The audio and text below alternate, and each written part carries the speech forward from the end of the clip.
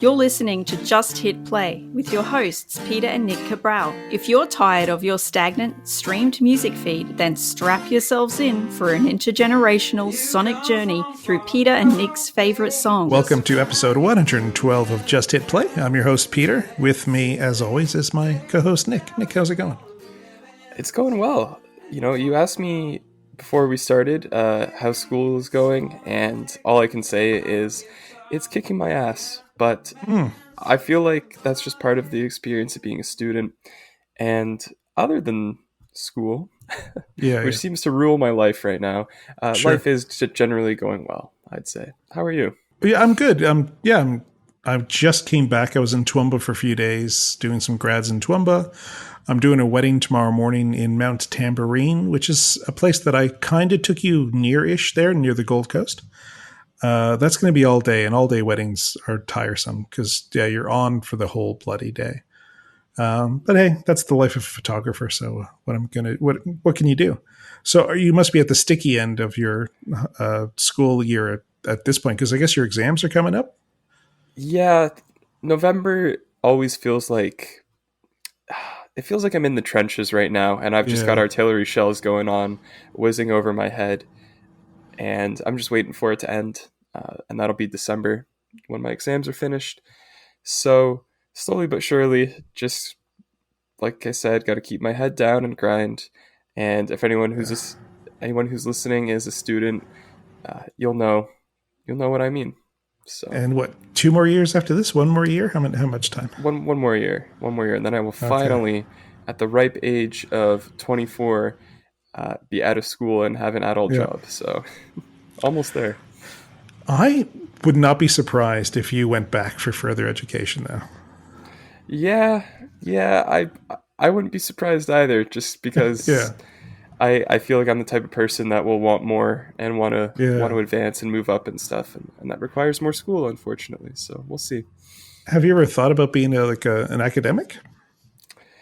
Yeah, I have given it some thought. I think I'd hate it. I think I would absolutely hate it, because with an academic, especially like any sort of post-grad research, there is no work-life balance. You sort of always have to be working and researching and writing and typing, and that's just not for me. I'm really looking forward to the days when I just have a job that I go to and I work for my set hours, and then I come home and can just relax, and it's my own time. I've really been craving that, and I can't wait for that to be the case. So being an academic doesn't really exist. Angie once told me, because Angie used to work for a prominent university here in Brisbane, and she said that there was someone doing a doctorate on roller coasters, and they would just travel the world going on roller coasters. I don't know how that was a doctorate, whether it was like the thermodynamics, the engineering of roller coasters. I have no idea how that worked, but that was his dissertation, was on roller coasters. See, that's pretty neat. And I would love to do a dissertation on something that I'm really passionate about. Yeah. Like whether it be music or sports, but it's so hard to make a good living doing something like that. It's really difficult to do. And I'm at the point now where I just want something that is like reliable and consistent. Sure. And I know I can make money from. And luckily, right now, the state of the world, the state of Canada, everywhere really, healthcare is very reliable income. Yes, it is. Yes, it is. Yeah. Well, hopefully your next few weeks are good until your exams, at least. Yeah. Well, I'll try not to be as down about school next time we record, but no promises. No promises. And also in our Brisbane studios, there's sound engineer is on the call today, and Darren, how you doing? I'm doing good. Good. Darren, I got a question for you. So while I was in Toowoomba the last couple of days at a university doing grads, I heard some more interesting Australian slang that always throws me for a loop. And I'm just wondering if you've ever heard this one. And Nick, you'll find this one funny and revolting at the same time. And it's weird. Someone said to me, it was really hot when I was in Toowoomba. They said they were sweating like a gypsy with a mortgage. Have you ever heard that one? I've never heard that one. Okay. That's interesting. That's Yeah. I just was like, okay, yeah. probably a little bit outdated, but Yeah. Yeah, so yeah. I love Australia. It's just some of the slang here is incredible. yeah, never heard that one before. I can tell you that for free. Yeah. No, that was the first time I heard it myself. Well, before we get into the music, and Yeah. I promise we will get there soon, I just wanted to mention one thing that I did over the weekend, which was I went to go see Killers of the Flower Moon. Oh, Have okay. you I want to seen see this that. movie yet? I want to see it. No, I haven't. Darren, have you seen it? Are you into No, movies? not yet. It is incredible. I don't. I have it ahead of Oppenheimer, and I thought Oppenheimer is like the best movie I've seen in years. Mm-hmm. And then I watched Killers of the Flower Moon, and it beats it. And if you're into anything that this movie is, if you like Scorsese, any DiCaprio, any of the people involved in this movie, it's amazing. It's amazing. It's funny. Like, highly recommend. Yeah. I love Scorsese. I love his movies, but I struggle sometimes because they're so over the top at times, and I like his movies when there's a little bit of subtlety. Yes. Not all of his movies have that. Like The Irishman had that. Yeah. Wolf of Wall Street did not, and I didn't like Wolf of Wall Street so much because it was so over the top. So how about this movie? Is there subtlety in the movie? Is it over the top? Absolutely. It's a very subtle, Okay. human movie. Have you seen Silence? His movie Silence? I've seen Silence, yeah.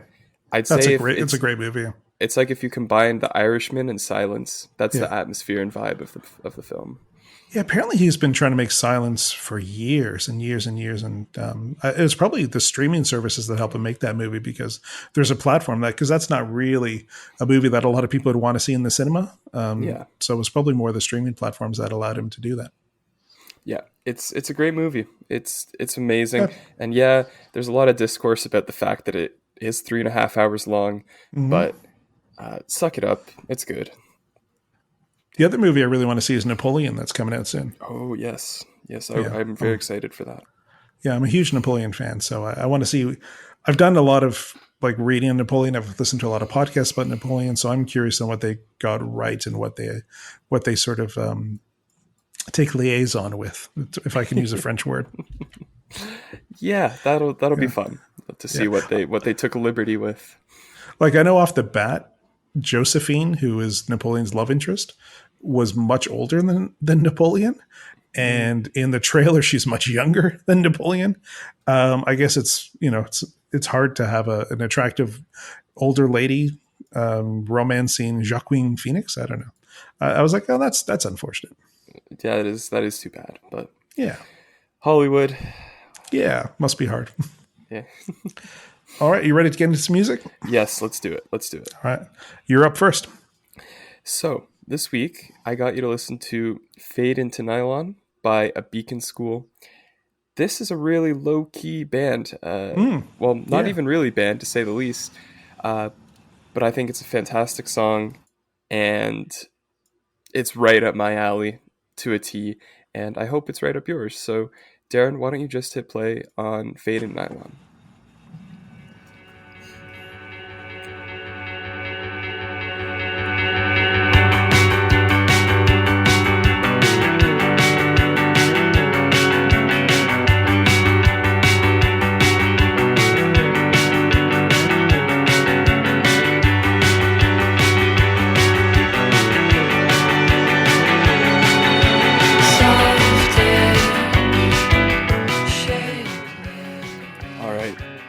So, it should be pretty apparent what I mean when I say this is right up my alley. Yeah. Did you like this song, though? Yeah, loved it. So dreamy. So, when I saw it at 6 minutes, I was like, okay, it's a bit of a long song, but no, perfect. Nice and dreamy. It's a great song to drive to, doing stuff around the house. It's, lovely, lush song. Love the bass line. I think the bass line is the best thing about this song. It really propels the song forward. Yeah. Great. Yeah. Can't say anything bad about this song. I completely agree with you about that bass line. The bass line carries the song almost for me. That's what hooked me right away, and it just keeps going, and it's so catchy. And I must say, like, I'm a real sucker for a good bass line. That'll absolutely get me, and that's what this song sells at, I think. Yeah, I mean, like, I couldn't even tell what gender the singer was, because they sing at a little bit of a higher falsetto, and I was like, oh, that could be a guy, that could be a girl, but it doesn't really matter. The song, I didn't even listen to the lyrics, really. I wasn't paying attention to lyrics. It would just sort of let it wash over me, so I have no idea if it's a male or female even singing the song. So A Beacon School is the project of one guy named Patrick Smith. He's a multi-instrumentalist. Right. He, in the vein of Tame Impala and other people, he just does all the instruments and vocals and everything for the song by himself in a music production software. And yeah, it's all just him. And it's funny, when I was researching and preparing for this episode, he did a Reddit AMA yesterday. Oh, and cool. So I was going through that, hoping to find some interesting answers and insights into A Beacon School, because they only have like 5,500 followers on Instagram. They don't even have a Wikipedia page. They haven't really been covered by any big blogs. Like Pitchfork doesn't even know they exist. So it was really hard to find info about A Beacon School and Patrick Smith. But luckily he did a Reddit AMA yesterday. Yeah. And he said that when he's making a song, songwriting, or I guess more so the lyrics and vocals, are the very last step in the creative process for everything he ever does. Yeah, that makes sense. I think it makes complete sense, because just like the blueprint that shoegaze music started, lyrics, they don't really matter. They're just there to augment the vibe. So I don't even know what the song's about. Yeah, no, now that you mentioned Tame Impala, I can so see the influences of Tame Impala on this song. It's so evident now that you mentioned that. Yeah, Tame Impala without a doubt. And then you look at Beach House or Always, all those sort of dream pop acts that became really prominent in the last 10, 15 years. I think huge influence on A Beacon School. So you might touch on this later, but I'll just bring it up. So since they have such a small following on Instagram and not a lot of information is known about this band, how did you come across this Beacon School? I was driving myself and my two roommates to Waterloo one weekend. We were meeting up with friends that live in Waterloo, good friends, and we were just driving down to go visit them for the weekend. And I always control the music in the car. That's one of the reasons I like to drive everywhere, is to be the driver, is so I can control the music. I feel the same way. Yeah, I mean, that's probably not surprising that we both feel that way. We have a literal podcast about music. But the caveat to that is I'll always let my passengers request whatever they want. If they want us to play a song, I'll play it, no problem. And one of my roommates wanted this song to be put on. Said, Nick, you're gonna love this song. And they were absolutely right. I love this song. And to the extent I was like, they made this song for me. That's what I said in the car. Like, wow, they made that song just for me.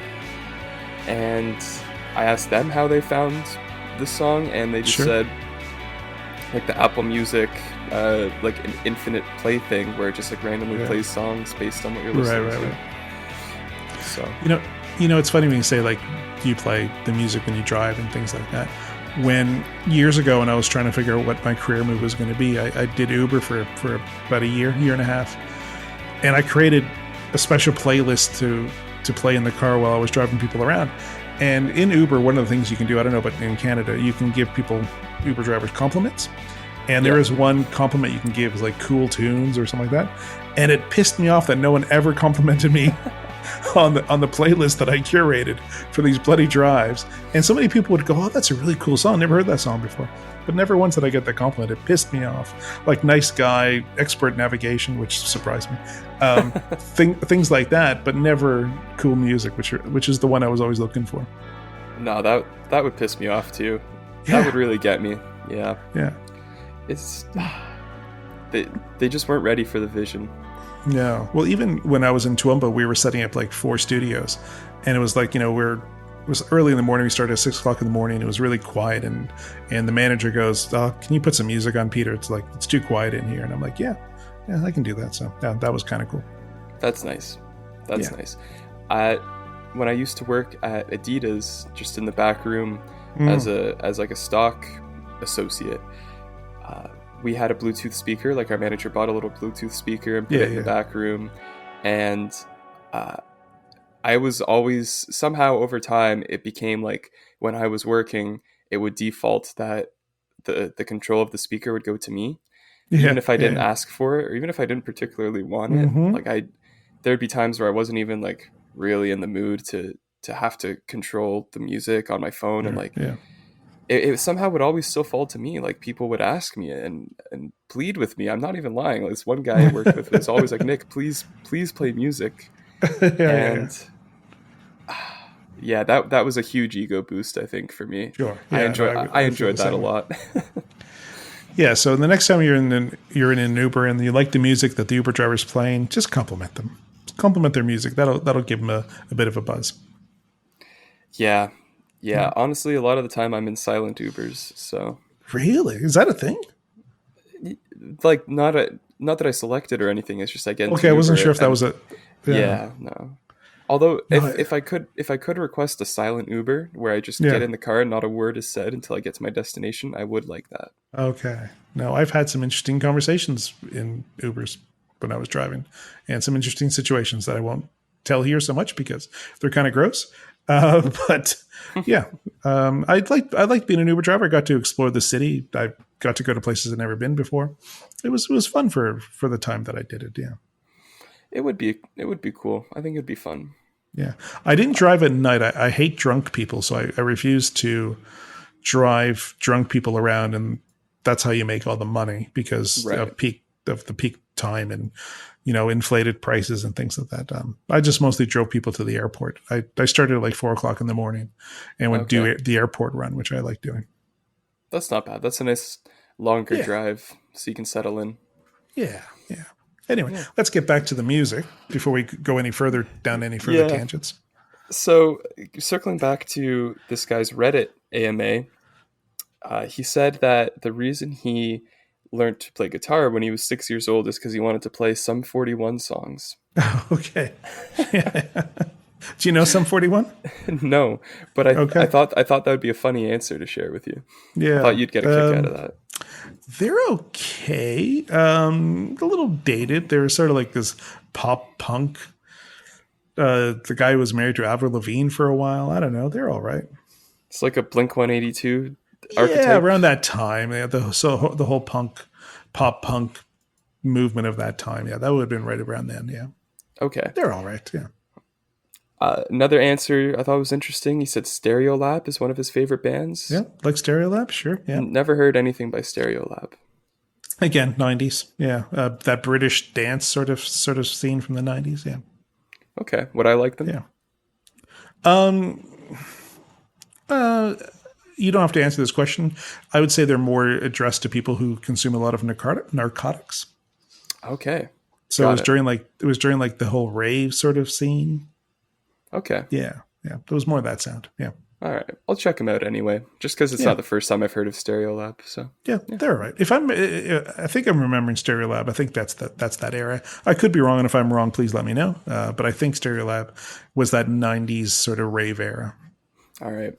Cool. Well, yeah. As I said, there's not much about this band. They're really low key. I think they're gonna have a bit of a come up. They're getting a lot of attention now. This album Cola came out in 2018. He just released a new album literally a couple weeks ago, funny enough, which is starting to get picked up by more bigger publications. So look out for a Beacon School in the coming years. Yeah. I think they could have a really cool career. Yeah, and I'm glad you enjoyed the song. Yeah, it's that really nice niche of dreamy pop. Yeah, cool. And Darren, what did you think of Fade in Nylon? Yeah, nice, just dreamy, low-key music. I liked it. Cool. Cool. I'm glad. Okay, so we're going to get into my song now, and for this month, we're going to do something a little bit different. I'm going to get you to listen to a month's. We're going to listen to the Kinks for the whole month, and the first song I'm going to get you to listen to is "You Really Got Me" by the Kinks, which is really the first single that they ever had any success with, which was released in 1964. So, Darren, just hit play with "You Really Got Me."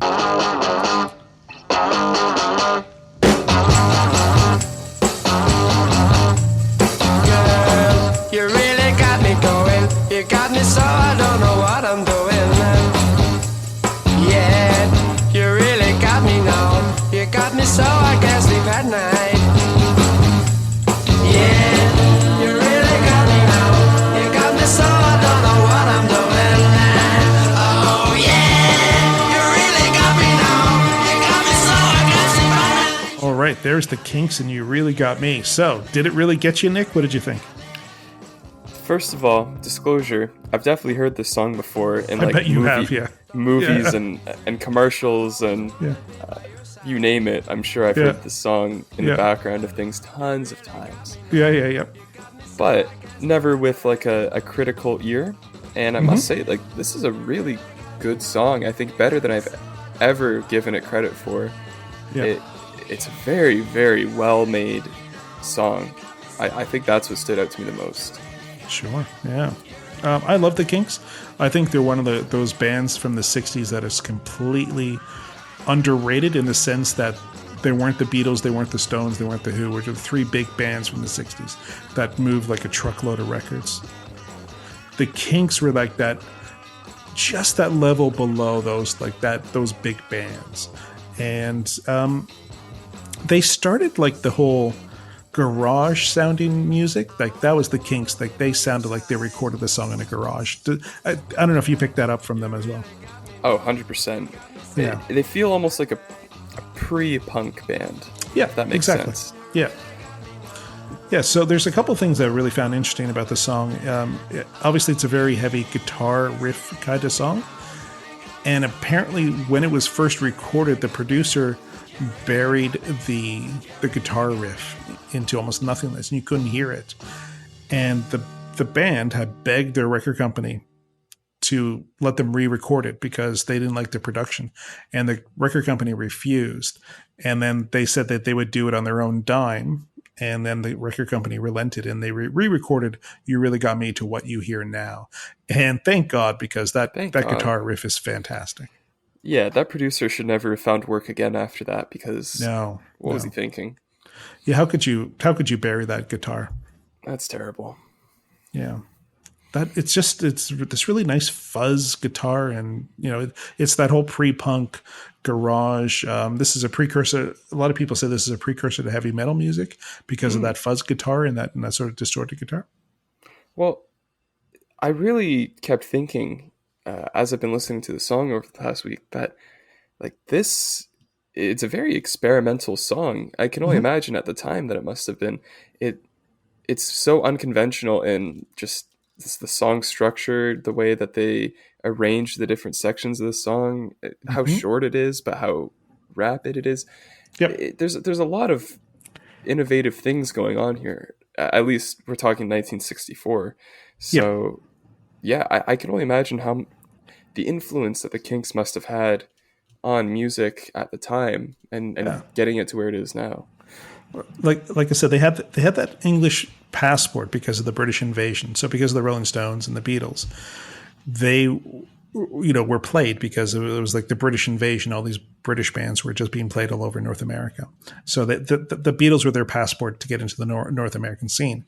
So this song went number 1 in England and number 7 in the US.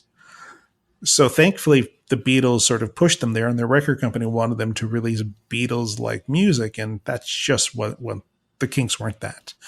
And as the month progresses, you're going to see that how different the Kinks are from that Beatles or Rolling Stones sound. And that's why I was really intrigued when you gave me the choice of just doing a whole month on the Kinks, because I think it'd be really cool to do 4 episodes about one band showing their progression over time. That's really intriguing to me, and I'm very excited to see what you have cooking for the rest of this month. Yeah, and I'm gonna do it in a way where it's like this song was like their first big single, then we're gonna go into like their next album, then their next album, then we're gonna go into a song that they recorded in the '80s, just to show the progression of the band. Nice. Yeah, Yeah. I like that. I'm really looking forward to it because, you really got me. Great song. I have, like I said, heard it tons of times. It's tailor made for movie shows, commercials. Yes, It's it just is. it's so catchy, and that's a testament to their songwriting. It's been licensed a bunch of times for different things. Yeah. Like whenever someone says a song is catchy, that's just the biggest compliment you can ever give to a songwriter. So yeah, that speaks to how good the song is. What I found really funny doing some research for this song is how they came up with that sound for the guitar. Apparently, one of the Davies brothers, so the two members of the band are the Davies brothers. It's Ray and Dave Davies. That's the name of the people in the band. Dave is the guitar player. Ray is the singer. So they're both pricks, by the way. Before I go any further, they're known for being just assholes, and they don't like each other anymore, by the way. Sounds And familiar. yeah, right. And Dave, what he ended up doing to get that sound is he sliced open the speaker cone with the razor blade in the amplifier and poked it with a pin. I don't know and that's how they got that fuzz sound. I don't know how that works, like on Wow. an engineering level. But the other person that did that. Do you remember Link Ray when we listened to Rumble? Yes. That's going to come in this week on this day in music history. We're going to listen to a little bit of Rumble again. He did something similar to get that sort of guitar sound too. I love hearing about old production techniques. Yeah. How they manipulated like the physical analog equipment to get different sounds, because now it's so easy, right? It's so easy. Yeah. You just put a preset filter on, and obviously you modify it a bunch of different ways, and that's where the art comes in. But you don't have to go around poking speakers with pins and slashing them with razor blades. Razor blades, exactly. Yeah. You can choose from a menu on a computer, or get absolutely, yeah, or get a pedal that does it. So the theme behind this song is where Ray Davies used to be in a different band, and he was singing during college with the band, and he saw an attractive girl on the dance floor, and he said when they finished, he went to try to find her, but he couldn't find her. He couldn't find her anymore in the club, and she goes, "Yeah, she really got me going." So that's how they came up with the song for this. Nice, simpler times. Simpler times. Now, when I said Ray and Dave Davies are known as assholes, there's a story that I remember hearing years ago where John Cougar Mellencamp, who has never featured on this podcast and probably will never feature on this podcast, was starting out his career, and he opened up for the Kinks as their opener. And he was treated so badly by the Kinks that he himself, when he became a headliner, said that he would never have an opening band because of how badly he was treated, and he doesn't want to be that way to anyone else.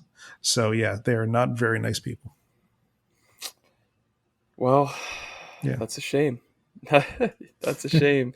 But it feels like it happens a lot with rock bands. yeah. Maybe Well, not now, but to that extent. Yeah, there was a comedian who I saw his Netflix special. I can't remember his name right now. He was a writer on Saturday Night Live, and he had to write a skit with Mick Jagger. And he was going, "Was Mick Jagger a nice person?" He goes, "No." No, he wasn't. But he goes, "But I also haven't been famous since I was 18 years old." Yeah, that'll do it. That'll do it. Yeah. So yeah, that's what I always think of. Is like, these people were famous since they were kids, and they got all the women and all the drugs they wanted, and they just got away with a lot of things. Yeah, and that's what makes it even more surprising for me when artists of any kind, whatever the medium, when they become famous later on in life, and then if they turn into an asshole then, like after they were struggling and grinding for so long, and then they finally make it, and then they still become assholes, that's the shocking thing to me. Sure. Because you have no excuse for that at that point. You've been struggling. You should know what it's like to be struggling. So yeah, that's where it becomes a shame for me. Yeah. Yeah, no, I'm glad you liked it. This is going to really set it up for the month of the Kinks sound. You're going to see it's going to dip here and there, and it's going to get a little, a little bit weird as we go on. But I think you'll like where we're going. Okay, cool. I'm really excited to keep going. Yeah, and the song we're going to listen to next week from the Kinks is called "A Dedicated Follower of Fashion." Okay, I like So- that. So, what song do you have for me for next week? Next week, you're going to listen to the song Suspended by Sampha. I have to say, Sampha just put out this new album like last week. And it's been on my radar because the single was amazing. And I really liked his first album. This album that you just put out, it's so good. It's my album of the year so far, Okay. bar none. It's so good. On my fourth listen to the album in 2 days, I immediately bought a ticket to go see him on live on Sunday this weekend. Okay. It just so happens he's playing at the Danforth. So Nice. I don't want not to set your expectations sky high or anything, but it's an incredible album. Is that the Danforth musical? Yes, I like the Danforth. I've seen a few shows too. there. Cool. Me too. $60 ticket, can't complain. That's all right. And before I forget, Darren, I'm guessing you've heard this song before. What were your thoughts of "You Really Got Me" by the Kinks? Yeah, always liked it. It's been on my playlist for probably decades at this point. So. Yeah, such a good song. Cool. All right. Thank you, Darren. All right, let's get into this day in music history. Now, I'm going to give you 2 different this days in music history. The first one we're going to do is today, which is, as we're recording, November the 3rd. This is the day that the first rap album ever, the first rap album that went number 1 was released on this day in 1990. Do you know what it was? Oh God. I don't. I'm a fraud. That's okay. You shouldn't know because it was Ice Ice Baby by Vanilla Ice. Oh God. Yep. Does that First count? number 1 rap album was Ice Ice Baby by Vanilla Ice. Oh God. Released on this day in 1990. That's a shame. That's a real shame. It is. It is a complete shame. It's a really, really bad song. Oh boy. Okay, I'm gonna try to forget that piece of trivia. Anyway. Now, the day that this episode is being released, which is November the 5th, guitarist Link Wray died at the age of 76. He was credited with inventing the fuzz guitar after punching a hole in the speaker, giving him that distorted guitar sound. So remember, Rumble came out in 1958. Darren, just hit play on Rumble.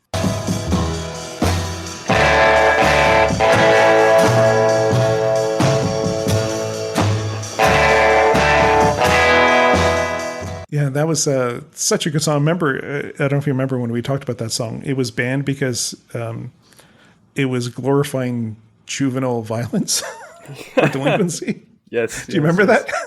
I do remember that. Yeah. A song with no lyrics, yes. Yep. Shout out Link Wray. That's all I gotta say. Yeah, it just sounds dangerous. Those delinquents, those juvenile delinquents, listening to their Link Wray. Listening to their fuzz guitar. Yeah, I love Rumble. It's such a great song.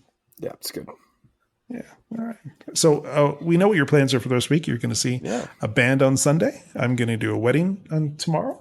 What else is going on? Not much. That's really about it. And school. Lots of school. Yeah. That's always there lurking in the background. Well, Darren bought a new car, so hopefully you'll be going for a drive this weekend doing something, Darren? Yep, as much driving as possible. Okay, Very sounds nice. like fun. Yeah.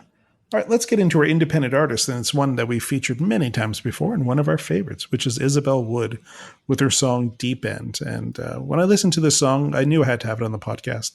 It's such a beautiful little pop song. It's about, thinking about that one that might have gotten away and, those romantic feelings you might have for someone who you might still have feelings for, I guess. So, yeah. So thank you, Isabel, for letting us play the song. And this is Deep End by Isabel Wood, and we will talk to you guys next week.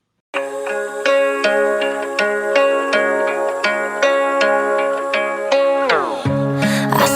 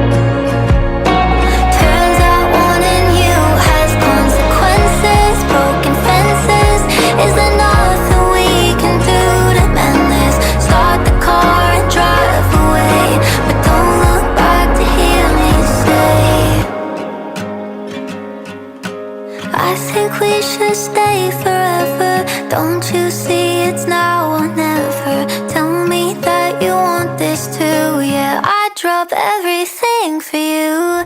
I know I'll do well, I shouldn't, but when it comes to you, I'm stupid. Lose all sense of independence. Loving you has thrown me off the deep end. Turns out wanting you has consequences. Loving you has thrown me off the deep end.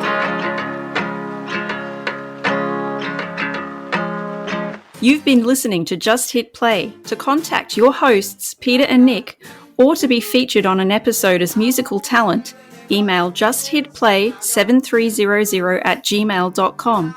Keep up to date with news and announcements by following on Instagram and Facebook, linked in the show notes. Subscribe on your favourite podcatcher to tune in next week for more sonic delights. And if you can't wait till then, check out the Just Hit playlist on Spotify, linked in the show notes. A special thanks to Braden Munch for the theme song, and thank you for listening.